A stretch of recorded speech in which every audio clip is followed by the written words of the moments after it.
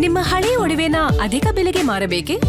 ಅಟಿಕಾಗೆ ಕಾಲ್ ಮಾಡಿ 8880 Attica gold company. ಇವತ್ತು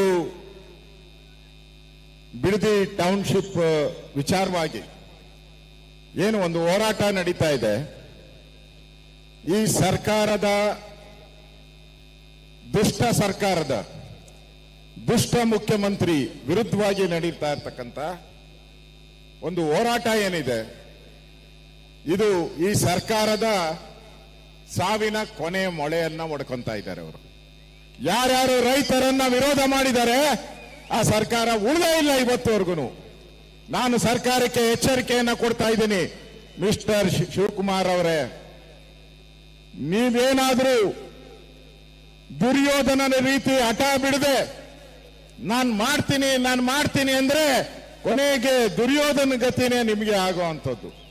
ಎಚ್ಚರಿಕೆಯನ್ನ ಕೊಡ್ತಾ ಇದ್ದೀನಿ. ರೈತರು 500ಕ್ಕೂ ಹೆಚ್ಚು ದಿನಗಳ ಕಾಲ ಹೋರಾಟ ಮಾಡ್ತಾ ಇದ್ದಾರೆ. ಇದು ಬೋಗಸ್ ಹೋರಾಟ ಅಲ್ಲ, ಇದು ಸತ್ವ ಇರುವಂತದ್ದು, ಜೀವ ಇರುವಂತ ಹೋರಾಟ. ರೈತನ ಮಕ್ಕಳು ಹೋರಾಟ ಮಾಡ್ತಾ ಇದ್ದಾರೆ ತಮ್ಮ ಜಮೀನಿನ ಹಕ್ಕನ್ನ ಉಳಿಸ್ಕೊಳಕ್ಕೋಸ್ಕರ. ನಮ್ಮ ಭೂಮಿ ನಮ್ಮ ಹಕ್ಕು, ನಮ್ಮ ಭೂಮಿ. ಇವತ್ತು ಪೇಜ್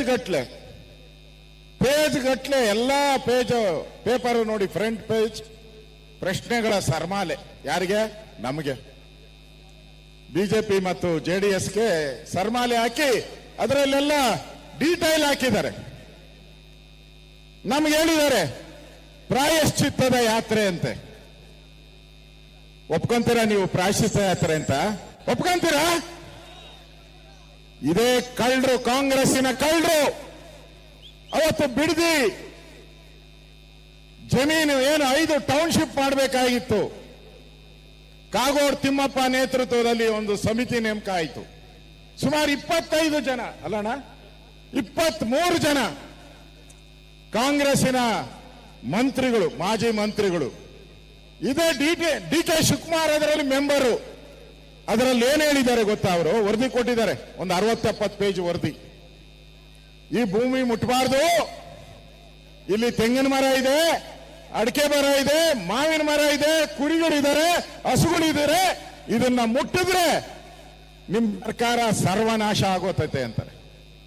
ಇದು ಮುಟ್ಟಿದ್ರೆ ನೀವು ರೈತರಿಗೆ ದ್ರೋಹ ಬಗೆದ್ರಿ ಅಂತ ಇದೇ ಡಿ ಕೆ ಶಿವಕುಮಾರ್ ಅವರು ವರದಿಯನ್ನ ಕೊಟ್ಟಿದ್ದಾರೆ. ಈಗ ಯಾರಪ್ಪ ಪ್ರಾಯಶ್ಚಿತ್ತ ಮಾಡ್ಕೊಬೇಕು? ನೀವೇ ಹೇಳುವರು, ಇಲ್ಲಿ ಬರಲ್ಲ, ಬಿಡದಿ ಮಾಡಬಾರ್ದು ಅಂತ ಹೇಳುವರು ನೀವೇ ತಾನೇ. ಈಗ ಯಾವ ಮುಖ ಇಟ್ಕೊಂಡು ಇದು ಈ ಯೋಜನೆಯನ್ನ ಮಾಡ್ತಾ ಇದ್ದೀರಾ? ಉತ್ತರ ಕೊಡಿ ನೀವು. ಪೇಜ್ ಗಟ್ಲೆ ನೀವು ಅಡ್ವರ್ಟೈಸ್ಮೆಂಟ್ ಅಲ್ಲ, ಉತ್ತರ ಕೊಡಿ. ಆ ಸತ್ಯ ಶೋಧನಾ ಸಮಿತಿ ರಿಪೋರ್ಟ್ ಬಹಿರಂಗ ಮಾಡಿ.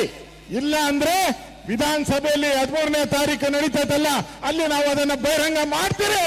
ನಿಮ್ಮ ಯೋಗ್ಯತೆಯನ್ನ ಹರಾಜಾಗ್ತೀರಿ ಅವತ್ತು ಇಡೀ ರಾಜ್ಯಕ್ಕೆ. ನೀವು ಜನಗಳ ಮುಂದೆ ಹೇಳೋದೇನು, ನೀವು ಕೊಳ್ಳೆ ಹೊಡೆಯಕ್ಕೆ ಇಲ್ಲಿ ಬಂದಿರುವಂತದ್ದು.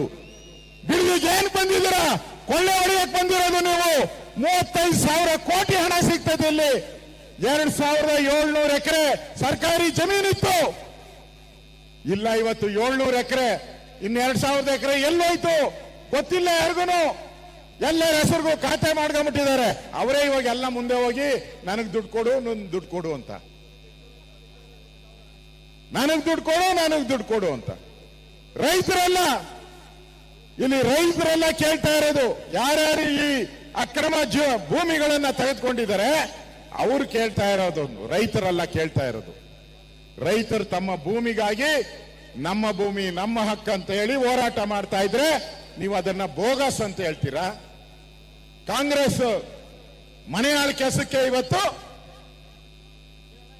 ಬಿಜೆಪಿ ಮತ್ತು ಜೆಡಿಎಸ್ ಇವತ್ತು ನಿಖಿಲ್ ಕುಮಾರಸ್ವಾಮಿ ಅವರ ನೇತೃತ್ವದಲ್ಲಿ ನಡೀತಾ ಇರುವಂತಹ ಹೋರಾಟ ಯಶಸ್ವಿ ಆಗಬೇಕು. ಈ ಸರ್ಕಾರಕ್ಕೆ ಕೊನೆ ಮೊಳೆ ಹೊಡಿಬೇಕು. ನಡ್ಗೋಗಿದ್ದಾರೆ. ಅವರಿಗೆ ಭಯ ಇಲ್ಲ ಅಂದಿದ್ರೆ ಯಾಕಪ್ಪ? ಅದಕ್ಕೆಲ್ಲ ಎಷ್ಟು ಗೊತ್ತಾ? ಇವತ್ತು ಅಡ್ವರ್ಟೈಸ್ಮೆಂಟ್ ಕೊಟ್ಟಿರೋದು 4 ಕೋಟಿ ರೂಪಾಯಿ ಕೊಟ್ಟಿದ್ದಾರೆ ಅಡ್ವರ್ಟೈಸ್ಮೆಂಟ್ಗೆ.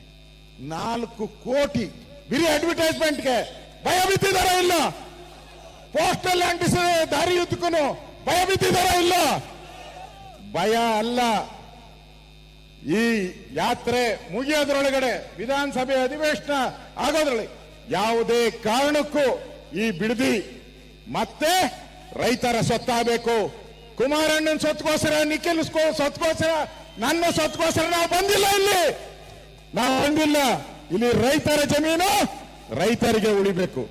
ನಾನು ಡಿ ಕೆ ಶಿವಕುಮಾರ್ಗೆ ಹೇಳ್ತೀನಿ, ಅಪ್ಪ ನೀನೀಗ ಎಷ್ಟು ದಿನನಪ್ಪ? 1.5 ವರ್ಷ ಅಷ್ಟೇ. 1.5 ವರ್ಷ,